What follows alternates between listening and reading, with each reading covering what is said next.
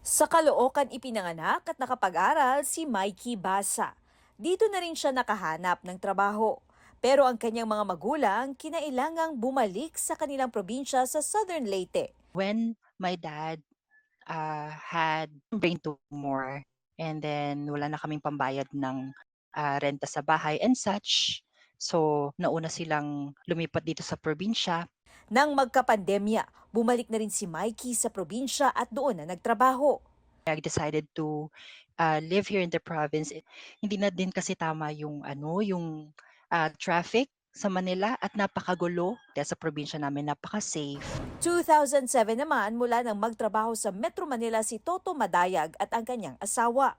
Pero habang lumalaki ang kanyang anak, mas naramdaman daw nila ang kaibahan ng buhay dito sa lungsod at sa probinsya. Sasawa ka lang. I think there was one time na there was, there were several times na 5 p.m. yung out ko sa office pero around like 8 or 9 p.m. na ako nakakauwi.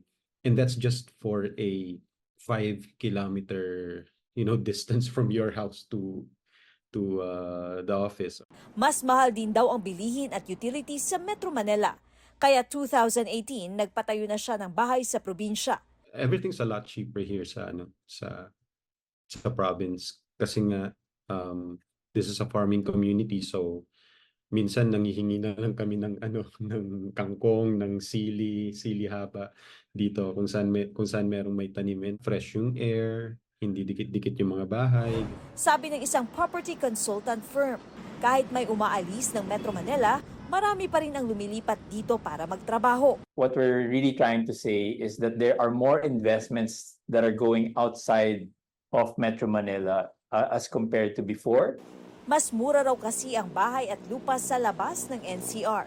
Kung ang 50 square meter na bahay sa labas ng Metro Manila ay nasa 5 million, sa NCR, dodoble raw ito o maaaring triple pa at condominium lang ang katumbas at hindi bahay. Kabilang ang Cavite, Pampanga at Bulacan sa mga lugar na malimit na nililipatan. Ang work from home setup naman noong pandemya, naging oportunidad daw para sa iba na magtrabaho sa labas ng NCR.